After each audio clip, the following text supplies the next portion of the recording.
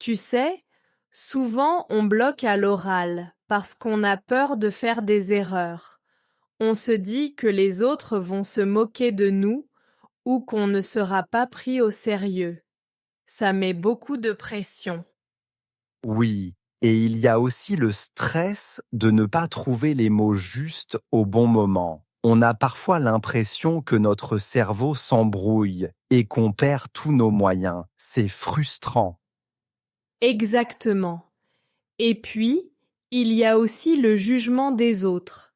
On se demande constamment ce que les gens vont penser de ce qu'on dit. Ça peut vraiment nous bloquer et nous faire perdre confiance en nous. Je suis d'accord. La peur du regard des autres est un vrai frein. On se sent observé et analysé, ce qui peut nous rendre très nerveux.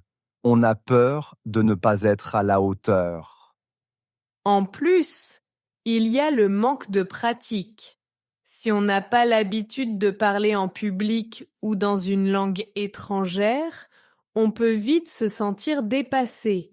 C'est comme un muscle qu'on n'a pas assez entraîné. Oui, et parfois, c'est aussi lié à notre personnalité. Les personnes introverties peuvent avoir plus de mal à s'exprimer à l'oral. Elles préfèrent souvent écouter plutôt que de prendre la parole. C'est vrai. Et puis, il y a aussi le fait de ne pas être préparé. Quand on ne connaît pas bien son sujet, on peut vite se retrouver à court d'arguments ou d'idées, et ça nous bloque. Je pense que la clé, c'est la préparation et l'entraînement. Plus on s'exerce à parler à l'oral, plus on gagne en confiance. Et ça permet aussi de mieux gérer son stress. Tout à fait. On peut aussi essayer de travailler sur notre état d'esprit, se dire qu'on a le droit de faire des erreurs et que c'est en se trompant qu'on apprend. Ça aide à se libérer de la pression. Et puis, il ne faut pas oublier que tout le monde est passé par là. Même les grands orateurs ont eu des moments de doute. L'important, c'est de persévérer et de ne pas se décourager. Oui, et on peut aussi demander des retours constructifs.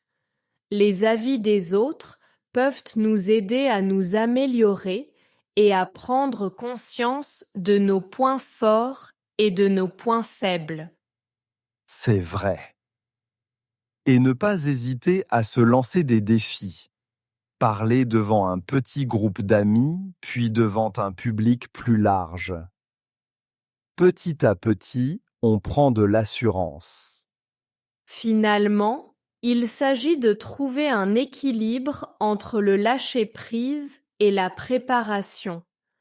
Apprendre à faire confiance à nos capacités tout en travaillant régulièrement sur nos compétences orales.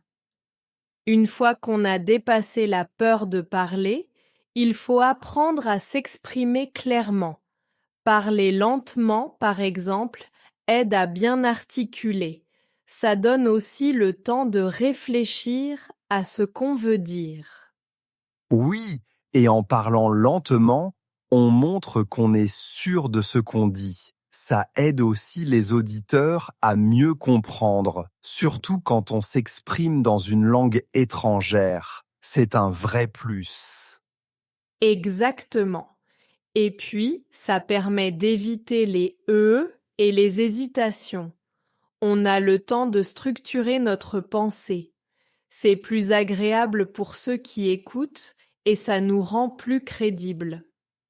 J'ai remarqué que prendre des pauses peut aussi être très efficace. Ça laisse le temps aux gens de digérer l'information et ça nous permet de reprendre notre souffle et de rester calme. Absolument. Les pauses donnent du rythme à notre discours. C'est un peu comme une ponctuation à l'oral.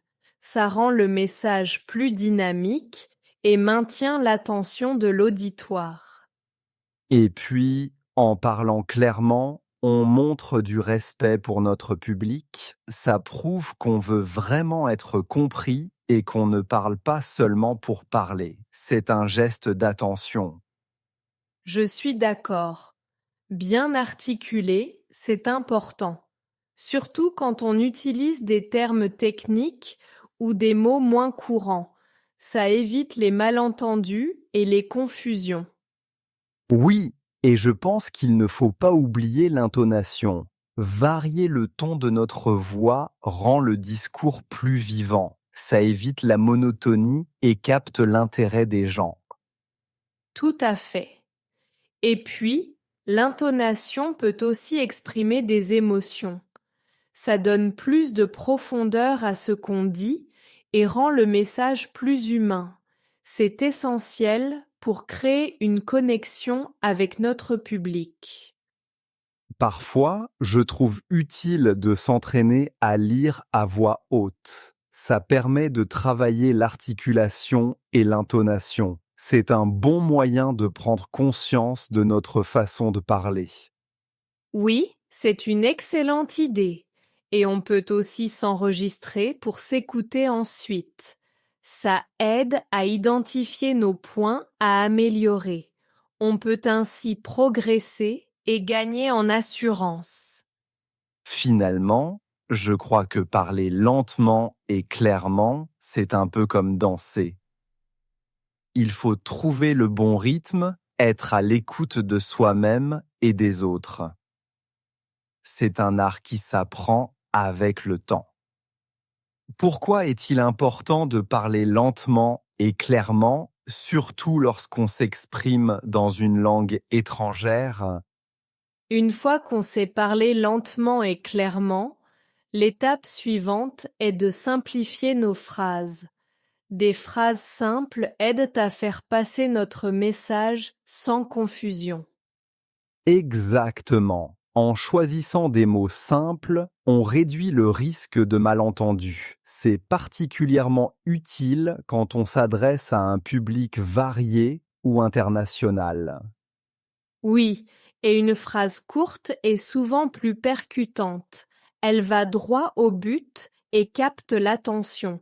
C'est comme lancer une flèche qui atteint sa cible en plein centre. Et puis, des phrases courtes évitent de noyer l'auditeur sous un flot d'informations. Elles permettent de structurer notre discours en petites unités faciles à digérer.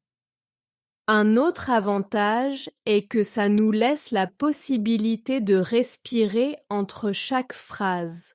Ça rend notre discours plus naturel et agréable à écouter. Oui, et ça nous aide aussi à garder le fil de notre pensée. On évite de s'embrouiller dans des phrases trop longues et complexes. Pour moi, l'important, c'est aussi de rester direct. Une phrase simple est souvent plus honnête et plus transparente. Elle montre qu'on n'essaie pas de compliquer les choses. Absolument. Cela montre qu'on respecte l'intelligence de notre auditoire. On leur donne l'occasion de comprendre rapidement et facilement ce qu'on veut dire. Et aussi, en évitant les phrases trop complexes, on rend notre message accessible à tous.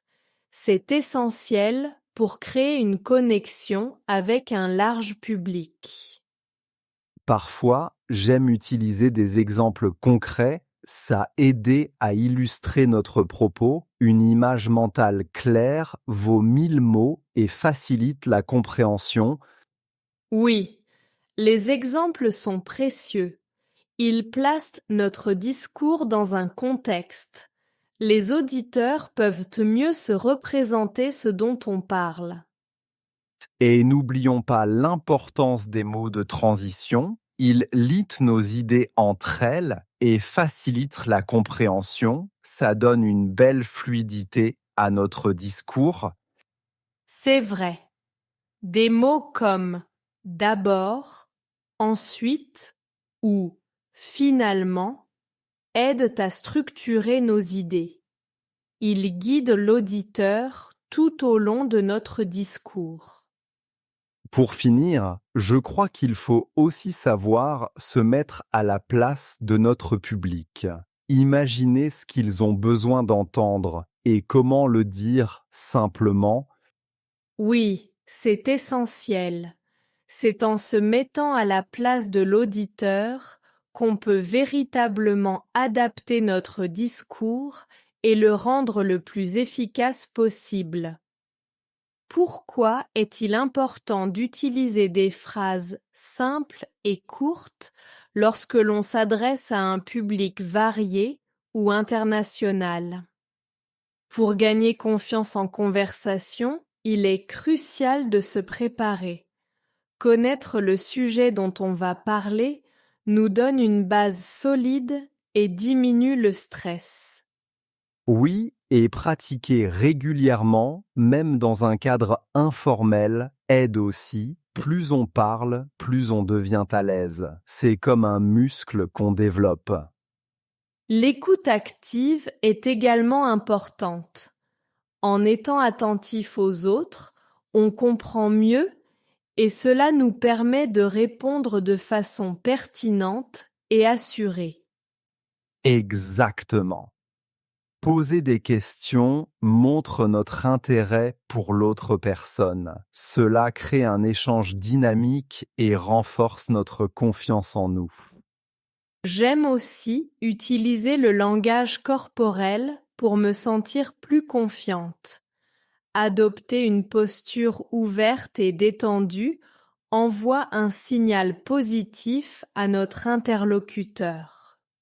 Oui, et un sourire peut faire des merveilles. Il apaise les tensions et encourage une atmosphère conviviale, ce qui nous aide à nous sentir plus sûrs. Un autre point, c'est de ne pas avoir peur des silences. Ils font partie de la conversation et nous donnent le temps de réfléchir avant de répondre. En effet, les silences permettent de structurer nos pensées. Cela évite de se précipiter et de dire des choses qu'on pourrait regretter. Pour moi, c'est aussi important de se rappeler que tout le monde fait des erreurs. Elles sont normales et font partie de l'apprentissage. Absolument. En acceptant nos erreurs, on les surmonte plus facilement et on en retire des leçons pour s'améliorer à chaque conversation. Il peut être utile de se fixer des objectifs simples, comme parler à une personne nouvelle chaque jour. C'est un bon moyen de progresser en douceur. Oui, et pourquoi ne pas s'enregistrer en train de parler pour écouter notre voix? Cela aide à identifier les points à améliorer et à renforcer notre confiance. Et surtout, il faut garder à l'esprit que la confiance se construit avec le temps. Chaque interaction est une occasion d'apprendre et de grandir. Exactement. En cultivant patience et persévérance, on finit par se sentir plus à l'aise et confiant dans toutes les situations de conversation. Merci d'avoir écouté notre podcast sur la confiance en conversation. Partagez vos idées dans les commentaires avec les mots du podcast. N'oubliez pas de liker, vous abonner et activer la cloche pour ne rien manquer. Merci pour votre attention et vos réflexions. Quels mots du podcast vous ont marqué? Laissez un commentaire. Pensez à aimer, vous abonner et activer la cloche pour rester informé de nos prochains épisodes. La péripétie. Une péripétie inattendue change le cours de l'histoire. Chaque péripétie rend le récit plus intéressant. Le malentendu. Un malentendu peut vite créer une tension entre deux personnes. Ce malentendu aurait pu être évité avec plus de communication. La posture. Une bonne posture aide à se sentir plus sûr de soi. Sa posture montre qu'il est attentif et ouvert.